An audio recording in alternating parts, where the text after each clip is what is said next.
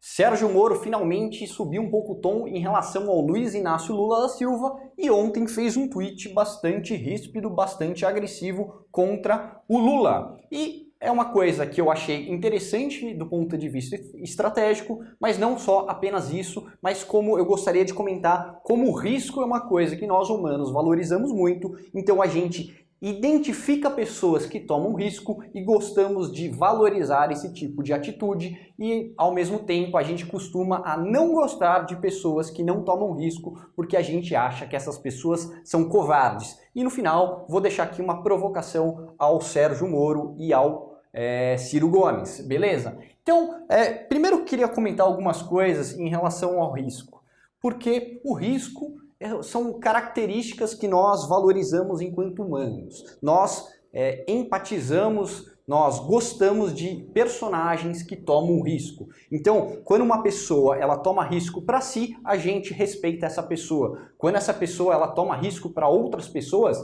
é como se ela estivesse sendo um grau superior de pessoa, como ela fosse um mito, um herói. E acima disso, você poderia colocar, por exemplo, Jesus Cristo, que morreu na cruz como se fosse para fazer a redenção de toda uma população. Beleza? Então, o Bolsonaro se utiliza muito bem dessas coisas. Então você consegue reparar que no próprio discurso do Bolsonaro existem várias dessas referências a pretensa disposição que ele tem em correr risco, e é algo que a gente inatamente, não sei nem se existe essa palavra, de forma inata valoriza enquanto pessoa, enquanto traço de personalidade, beleza? E quando você vai tomar risco, o risco ele não precisa ser necessariamente um risco físico.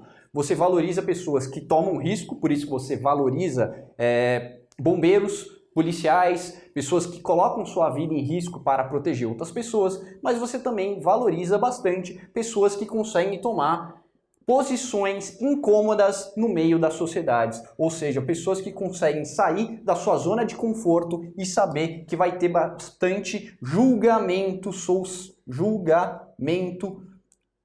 social. E aqui foi o lugar onde o Bolsonaro fez a sua persona política. Ele falava coisas que muita gente acreditava e que ninguém na grande mídia, principalmente nos grandes centros urbanos, tinha coragem de falar. E ele falava essas coisas com tanta contundência que gerava uma certa empatia das pessoas e falava, olha, ele pode até não estar arriscando a própria pele em termos físico, mas ele está arriscando um certo cancelamento, na verdade antes dessa época, um julgamento social muito forte. E quanto mais as pessoas julgavam mal o que o Bolsonaro fazia, mais a atitude dele em falar esse tipo de coisa era valorizada, porque era como se ele tivesse cada vez menos medo de discordar de posições consensuais aí de uma certa mídia progressista ou em cima do muro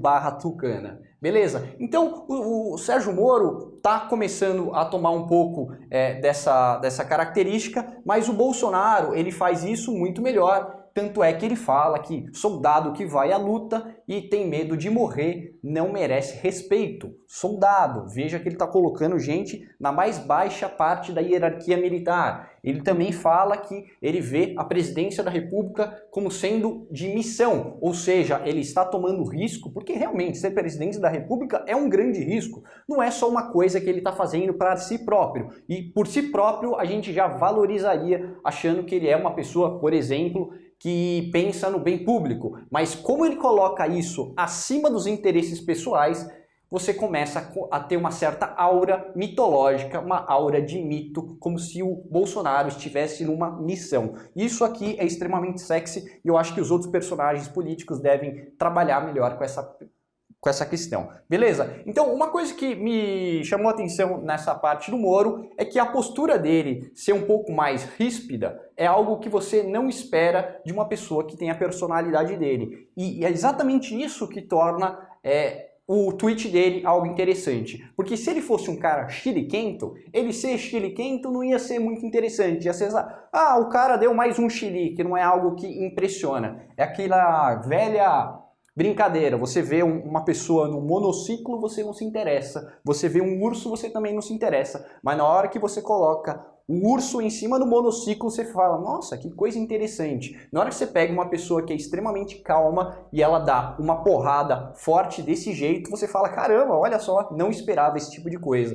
Então eu acho que isso daí foi uma postura muito boa do ponto de vista estratégico que o Moro conseguiu, e isso daí também torna a posição do Bolsonaro bastante incômoda, porque ao ele fazer algo tão contundente quanto o PT, ele acaba obrigando personagens que ainda estão ao lado do Bolsonaro a meio que apoiá-lo. Já teve tweet ontem do Rodrigo Constantino elogiando o Sérgio Moro, tipo, é isso aí, Sérgio Moro, muito bem, tem que bater no PT mesmo. Isso aqui enfraquece muito o Bolsonaro. Eu, se fosse o Sérgio Moro, eu já estaria preparando o terceiro passo. O terceiro passo é mandar o Constantino para casa do chapéu, falar assim, ó, muito obrigado por elogiar, mas eu não quero o seu elogio porque você não vale nada.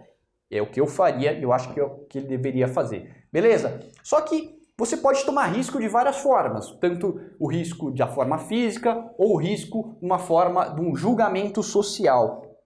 E às vezes a gente vai ver pessoas que em alguma esfera da vida tomam risco. Por exemplo, quando o Moro colocou um monte de gente na cadeia, ele tomou risco, porque realmente ele mexeu com interesses muito poderosos.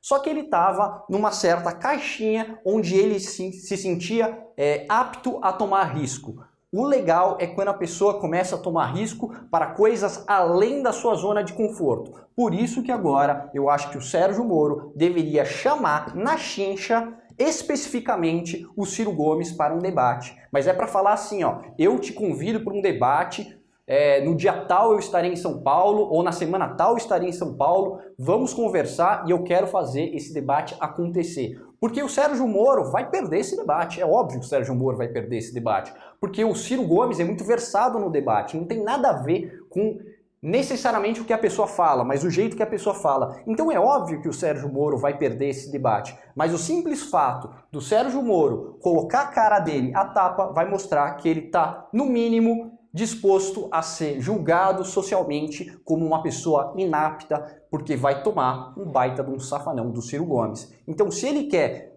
fazer algo bom para o país e também para si, debate. Você vai perder.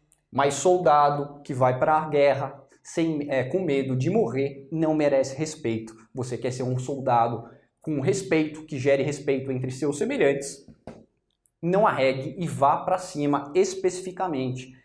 Não só ao Ciro Gomes, mas o Ciro Gomes aí é o caso mais emblemático. Beleza? É basicamente isso que eu queria falar aqui com vocês. Qualquer coisa é só comentar aí embaixo. Um abraço. Tchau, tchau. Ah, outra coisa. Puta que pariu, esqueci, desculpa. Um dos vídeos mais legais que eu fiz aqui no canal, na minha opinião, foi um vídeo falando um tempo atrás que era assim, Ciro Gomes não tem nada a perder. Que eu estava falando sobre um certo diagrama onde eu colocava os diversos partidos políticos e o quanto que as pessoas estavam dispostas a incorrer em risco. E o fato do Ciro Gomes estar numa posição que ele poderia incorrer em bastante risco, poderia tornar a candidatura dele bastante forte. Infelizmente, eu acho que isso não está sendo suficiente por outros problemas da campanha dele, como, por exemplo, esse último hashtag que ele lançou aí, que puta que pariu, né? Beleza, basicamente isso. Vou deixar aqui o link desse vídeo aí, que também acho bem interessante. Foi um dos primeiros vídeos que eu gravei aqui. É isso aí, um abraço, tchau, tchau.